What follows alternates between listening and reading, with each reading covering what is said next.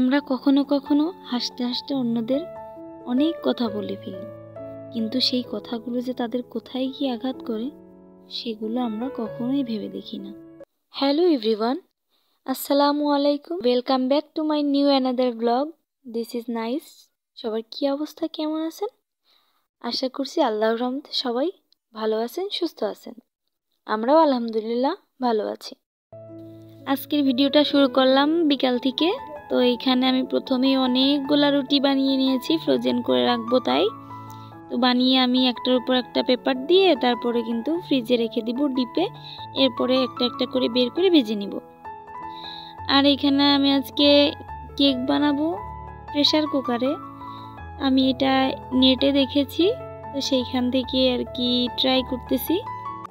তো আমি এখানে চায়ের কাপের 1 কাপ পরিমাণ প্রথমে আটা নিয়ে নিয়েছি, তারপরে আর 1/2 কাপ মতো দিয়ে নিয়েছি, মোট আমি 1.5 কাপ আটা নিয়েছি।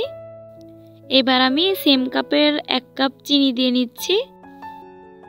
আজকে কিন্তু আমি এগলেস কেক বানাবো। কেকেতে আমি কোনো রকমের কোনো ডিম ব্যবহার করব না। তো চিনিটা মনে হচ্ছে একটু কম হবে, তো আমি আর একটু চিনিও দিয়ে দিয়েছি।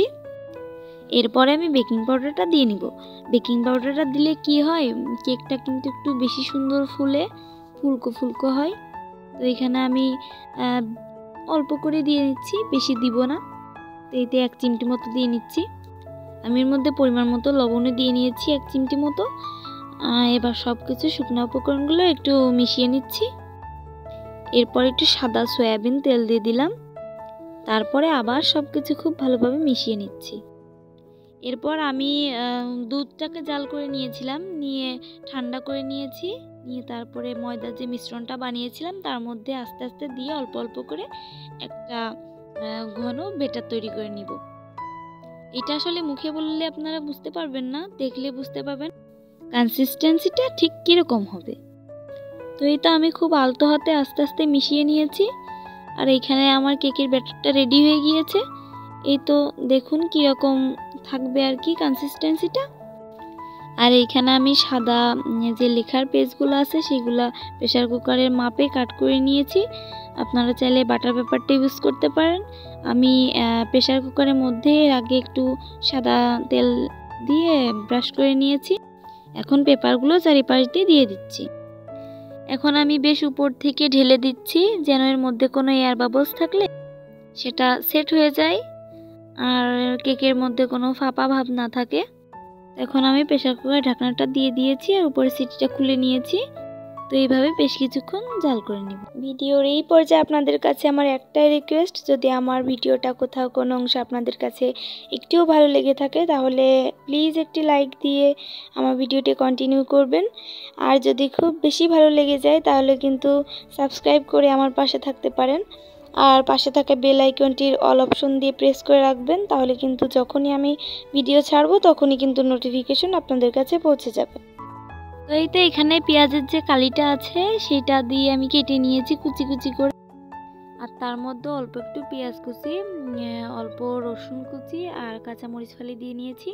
আপনারা চাইলে এটাতে পেঁয়াজ নাও ব্যবহার করতে পারেন, আমি অল্প একটু দিয়ে নিয়েছি। তো এই তো এখন ধুয়ে নিয়েছি, ধুয়ে রান্নাতে চাপিয়ে দিয়েছি। এখানে আমি তেলের মধ্যে একটু হলুদের গুঁড়া আর পরিমাণ মতো লবণ দিয়ে আস্তে আস্তে ভেজে নিব। আর গ্যাসের ফ্লেমটা লো হিটে রাখবে। আমি কিন্তু এখন রান্না করছি আর আমি তখনও জানতাম না যে এরপরে আমার জন্য কি অপেক্ষা করছে।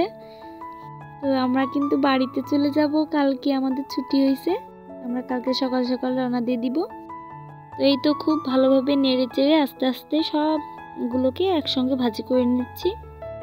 আর এটা একটু লো ফ্লেম দিয়ে একটু সময় নিয়ে ভাজি করে নেবেন, তাহলে ভাজিটা সুন্দর হবে। আর ওইদিকে আমার ভাজিটা হয়ে গেছে। আর এখানে আমি একটা ডিম ভেজে নিচ্ছি, নিয়ে এই আমাদের রাতের খাবার, আপাতত এই দিয়েই রাতের খাবারটা সেরে নিব। তো শীতের মধ্যে গরম গরম ভাতের সঙ্গে কিন্তু এটাই অনেক ভালো লাগে। তো এই তো রান্না বান্না শেষে এখন ব্যাগ গুছাতে চলে আসলাম। আপনাদের ভাই ডিউটি থেকে এসে বললো কালকে ছুটি হয়েছে, বাড়িতে যাব। তো এই জন্য আর কোনো সময় নষ্ট করলাম না, খেয়ে দিয়েই চলে আসলাম ব্যাগটা গুছাতে। এইখানের মধ্যে নিয়ে নিচ্ছি যেগুলো বাড়িতে নিয়ে যাবো আর কি।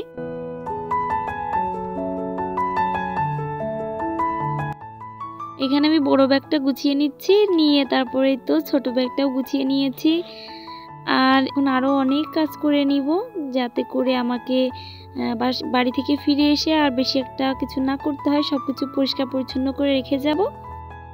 আর একটা টিপস দেই, আপনারা বাড়ি যাওয়ার সময় কিন্তু বিছানা চাদরটা ভাঁজ করে উঠিয়ে রেখে যেতে পারেন, তাহলে এসে দেখবেন একদম পরিষ্কার আছে আর পরে বিছিয়ে নিতে পারবেন। তো এই তো আমরা আল্লাহর নাম করে সকাল সকাল রওনা দিয়ে দিয়েছি। আর আমরা 7:30 নাগাদ বের হয়েছিলাম। আর আজকে প্রচুর পরিমাণ কুয়াশা ছিল, আর তার সাথে প্রচুর পরিমাণ ঠান্ডা, রোদও উঠছিল না। তো আসলে বাড়ি যাওয়ার আনন্দ সব কষ্টকেই হার মানায়। আজকের ভিডিওটা এই পর্যন্তই। সবাই ভালো থাকবেন, সুস্থ থাকবেন, আমাদের জন্য দোয়া রাখবেন। আল্লাহ হাফিজ, আসসালামু আলাইকুম।